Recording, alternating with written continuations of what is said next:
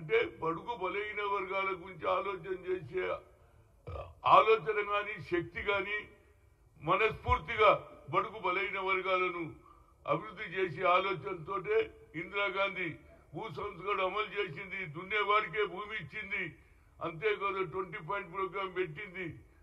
దాంతోపాటు బ్యాంకులు పేదవారి ముంగిట్లో పోయేటట్టు ప్రతి ఒక్కరు కూడా బ్యాంకుల నుంచి రుణాలు తీసుకునే అవకాశం కల్పించిన పార్టీ మాది. ఇప్పటికన్నా ఈ తప్పుడు మాటలు మాట్లాడేది బంద్ చేయండి.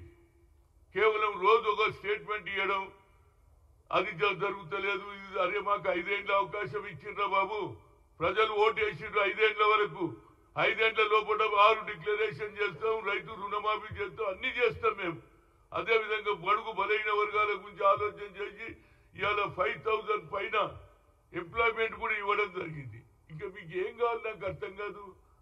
మీ తగాదాలు ఉంటే మీ దగ్గర పెట్టుకోండి బాబు. కేవలం కాంగ్రెస్ నే టార్గెట్ చేయడం, రోజు రోజు అభివృద్ధి జరుగుతుంది తెలంగాణలో, దాన్ని చూడలేక రోజు విమర్శించడమే మీకు.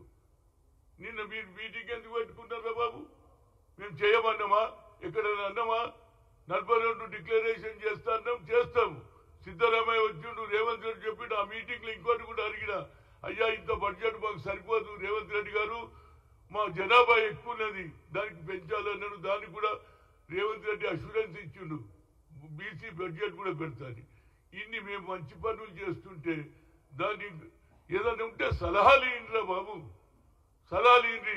తప్పనిసరిగా మంచి సలహా ఉంటే దాన్ని రేవంత్ రెడ్డి ఇంప్లిమెంట్ చేస్తా అని చెప్పిండు ఆయన ఓపెన్ గా. మీరు అసెంబ్లీకి రారు, అసెంబ్లీలో కూడా పెడతారు. వచ్చినోడు ఆయన నాయకుడు అయితే ఎక్కడ ఉన్నాడో మరి కేసీఆర్ గారు 10 ఏళ్లు ముఖ్యమంత్రి చేసిండు. అదేవిధంగా ప్రగతి భవన్ పేరును మార్చి అది మహాత్మా జ్యోతిరావు పూలే ప్రజాభవన్ చేసినాం. మేము చేసినామా లేదా? వచ్చిన ఫ్రెండ్ స్ట్రోక్ తోటే ఫస్ట్ డేనే అది ప్రజలకు ఉపయోగపడే భవన్ అని చెప్పినామా లేదా? ఇలాంటి చెప్పుడు పోతే ఈ ఒక సంవత్సరంలో ఇన్ని అభివృద్ధులు చేస్తుంటే దాన్ని ఓర్వలేక నోటికి వచ్చినట్టు మాట్లాడడం బంద్ చేయండి. మేము కూడా మాట్లాడగలుగుతాం, కానీ మాది ఒక కల్చర్ ఉన్నది. ఒక కల్చర్ ఏదో వేరేవాడు మాట్లాడుతుంటే దానికి కౌంటర్ ఇవ్వాలని మాకు ఆలోచన లేదు. ఎందుకంటే వాడు మాట్లాడుతూనే ఉంటాడు, మేము అభివృద్ధి చేస్తూనే ఉంటాం అన్న. ఇది మా కల్చర్. ఏదైనా తప్పనిసరిగా రావు. దీని వెనకాల 6 డిక్లరేషన్ ఇచ్చిన మా తల్లి సోనియా గాంధీ గారు తెలంగాణ ఇస్తా అన్నది ఇచ్చి తీరింది. ఆమెకు తెలుసు ఆంధ్రలో వ్యతిరేకమవుతుందని, అయినా ఇచ్చిందా లేదా? బిల్ పాస్ చేసిన మేము.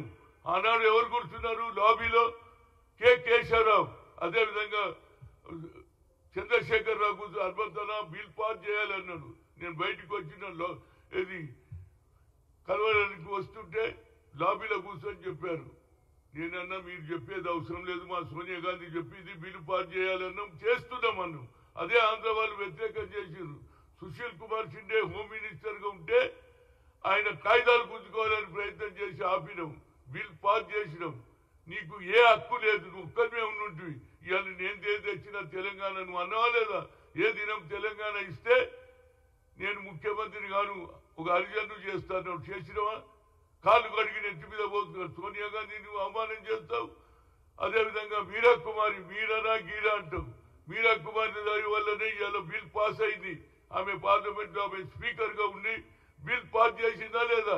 సుశీల్ కుమార్ షిండే రాజ్యసభలో బిల్ పాస్ చేసిందా లేదా? తెచ్చిందంతా మేము. ఏదో నీకు అవకాశం వచ్చింది 10 ఏళ్లలో, నువ్వు ఎంజాయ్ చేసినావు. ఇవాళ మాకు సంవత్సరం కాకముందే మా పార్టీ మీద మా నాయకుల మీద దుమ్ము వేసేది బంద్ చేయండి బాబు. 5 ఏళ్ళు అవకాశం ఇచ్చారు, తప్పనిసరి కాదు. రైతులు కానీ నిరుద్యోగులు కానీ అందరికీ కూడా ఆఖరికి బతుకమ్మ కుంట కూడా రేవంత్ రెడ్డి గారు ఇనాగ్రేషన్ చేస్తారు. మళ్ళా కుంటలు నీళ్లు ఉంటాయి. మా చెల్లెళ్ళు మా అక్కలు తప్పనిసరిగా వచ్చే సంవత్సరం బతుకమ్మ ఆడి తీర్థం. దానికి కూడా ప్రయత్నం చేస్తున్నాం. ఎందుకంటే ఆ రోజు మీ పార్టీలు ఉన్న వాళ్ళే ల్యాండ్ని కబ్జా చేస్తే దాన్ని విముక్తి చేసి బతుకమ్మ ఆడేందుకు బతుకమ్మ గురించి మాట్లాడే హక్కు మీకు లేదు, మాకున్నది. బతుకమ్మ కుంటను బాగు చేసింది మేము, బతుకమ్మ కుంటను పట్టించుకున్న వాళ్ళు మీరు. బతుకమ్మ కుంట మీద ల్యాండ్ గ్రాబర్లకు మీరు మద్దతు ఇచ్చిందా లేదా మీ పార్టీ వాళ్ళు? కనుక ఇలాంటి భాష బంద్ చేయండి. ప్రజలు మాకు అవకాశం ఇచ్చారు. 5 ఏళ్ల లోపల అన్ని ఇచ్చిన వాగ్దానాలు నిరుద్యోగులు కానీ రైతులు కానీ అదేవిధంగా ఇచ్చిన అన్ని వాగ్దానాలు పూర్తి చేస్తామని మీడియా ద్వారా చెప్తున్నాం. ఇక ముందు ఇలాంటి స్టేట్మెంట్లు బంద్ చేయండి. 34 చెప్పి 23 ఇచ్చిన వాళ్ళు మీరేం మాట్లాడతారా బాబు? అదేవిధంగా ఏది ఇందిరా పార్క్ దగ్గర ఏది ధర్నా చౌకును కూడా ఎత్తేయాలని వాళ్ళు ఇవాళ అదే ధర్నా చౌక్ మీకు వరకు వచ్చింది అన్నారు, తీసేయాలన్నారు, మాకు రానియలే. అదే కానీ మేము కొట్లాడి ఇందిరా చౌకును కూడా మేము రక్షించుకున్నాం. అందుకే నీకు ఆ అవకాశం వచ్చింది. ఇలాంటి భాష మాట్లాడేయండి.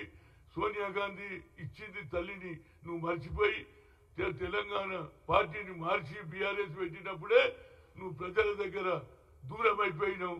ఇప్పటికంటే మాటలు పనిచేసి గత తప్పులు తెలుసుకొని ఇచ్చిన సలహాలు ఏదైనా ఉంటే మా ముఖ్యమంత్రి తీసుకోవడానికి రెడీగా ఉన్నాడు. దాని మీద కాన్సన్ట్రేట్ చేయమని అయితే సీనియర్ నాయకుడుగా మాజీ పిసిసి అధ్యక్షుడుగా ఓబీసీ ఎంపీసీ కన్వీనర్ గా ఒకసారి రిక్వెస్ట్ చేస్తాం. ఇంకా మీరు ఇట్లనే మాట్లాడితే మేము కూడా గట్టి జవాబు చెప్పవలసి వస్తుంది. ఎందుకంటే మా కల్చర్ కాదు, మీ కల్చర్ వేరు, మా కల్చర్ వేరు. ఈ దేశంలో హిందూ ముస్లిం సిక్ ఇసాయి అందరు కలిసి సెక్యులర్ దేశం.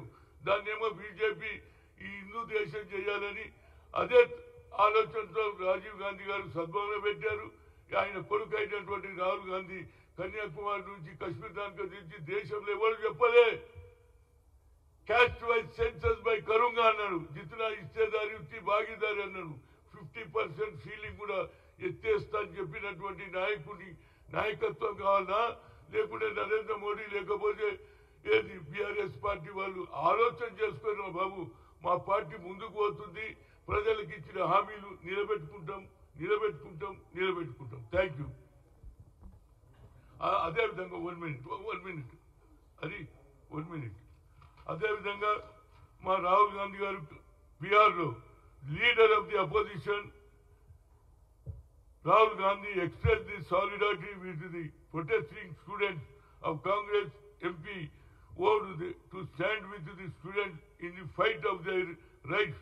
The protection of the student partner are demanding the cancellation of integrated combined parliamentary competitive examination CCE 2024 conducted by the Bihar Public Service Commission.